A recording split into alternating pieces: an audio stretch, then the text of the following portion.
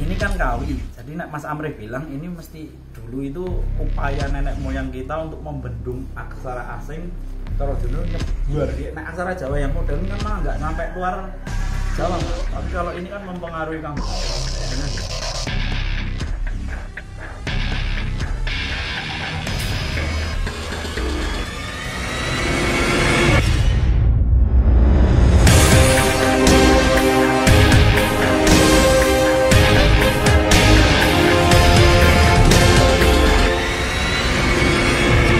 Halo sahabat Java Quantum, berjumpa lagi dengan kami Indra Surenggeno, Mas Antonius Janu Haryono. Kali ini kita kebetulan istimewa sekali mendapatkan tamu diundang semesta Mas ini, diundang semesta. Kali ini kok pas sekali. Hari ini kita kebetulan istimewa sekali karena saat ini adalah Hari Pusaka Dunia. Nah, pada kesempatan yang indah ini kebetulan kami ingin menampilkan sebuah pusaka, tapi ini pusakanya bukan untuk perang karena orang Nusantara. Pusakanya ini Mas Gibran Kawipujo ini jagonya. Pusakanya orang Nusantara itu membuat sastra, pujangga dan yang lainnya. Jadi di sini kita mengenalkan sebuah pangot lontar. Ini temuan Blora. Kebetulan dulu ditemukan dalam makam kubur Buddha. Kata penemunya teman saya, karena kenapa kok di makam kubur Buddha itu makamnya masih menghadap matahari ya, timur barat. Jadi di situ kemungkinan sangat kuno sekali dan benar saja ini sebuah pusaka yang tidak usah disentuh ya Mas Janu. Gimana? Atau dipegang disentuh atau gimana Mas Janu? Boleh dipegang. Tadi ini situasinya renyah-renyah gini aja Mas tadi.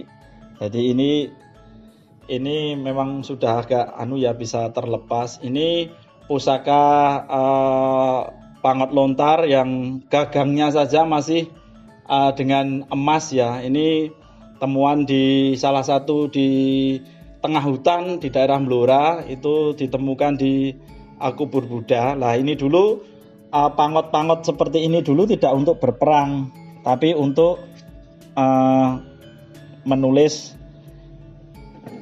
sebuah lontar. Jadi untuk berkarya. Jadi selain dulu pusaka seperti keris ya Mas ya, tapi dulu juga untuk apa Mas namanya, nyerat ya Mas ya, seperti ini ya. Ngutek dengan pengerupak. Ini kalau di Bali namanya pengerupak dan apa Mas? Wonten mriki pangracek.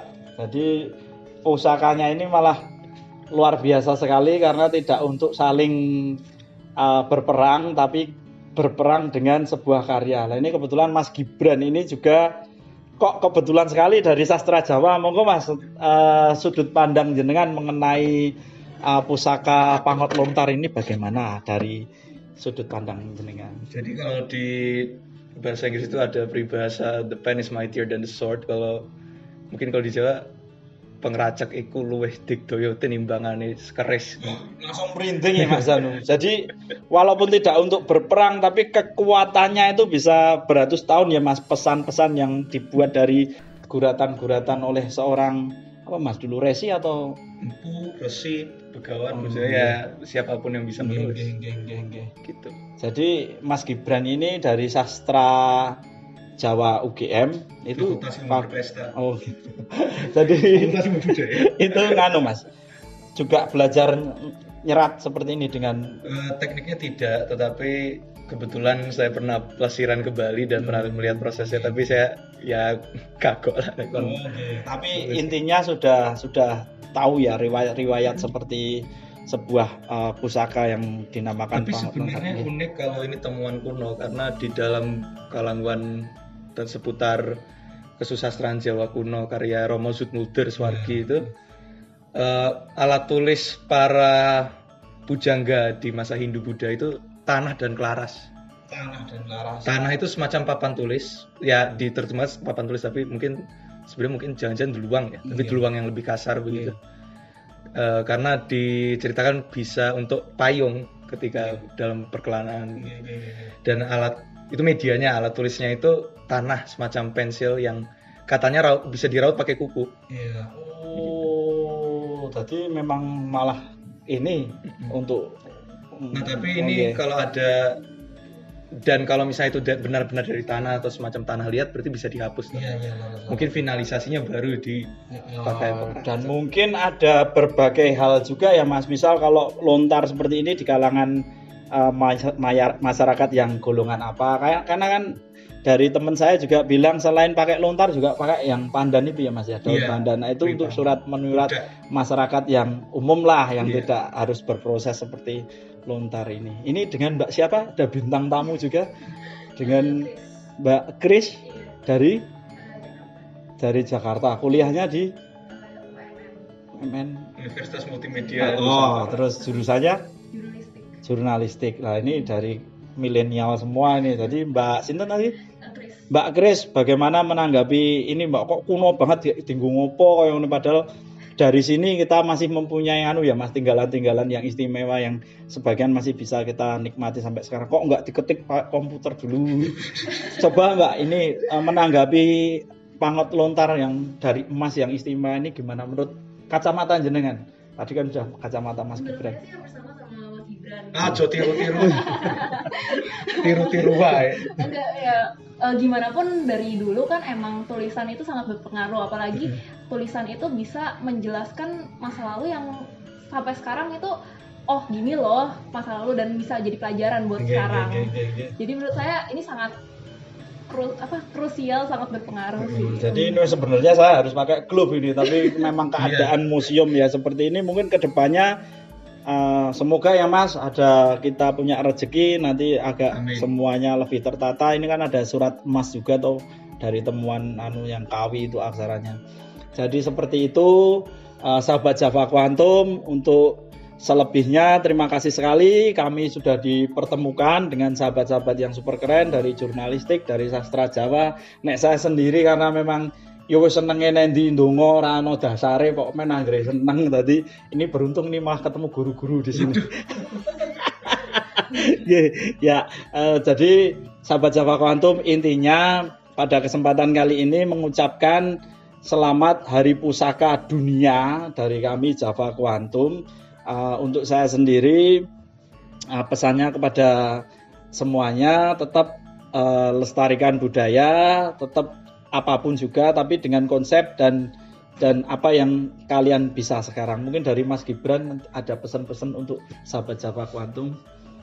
Iya, ini karena juga dari UMN Multimedia Nusantara.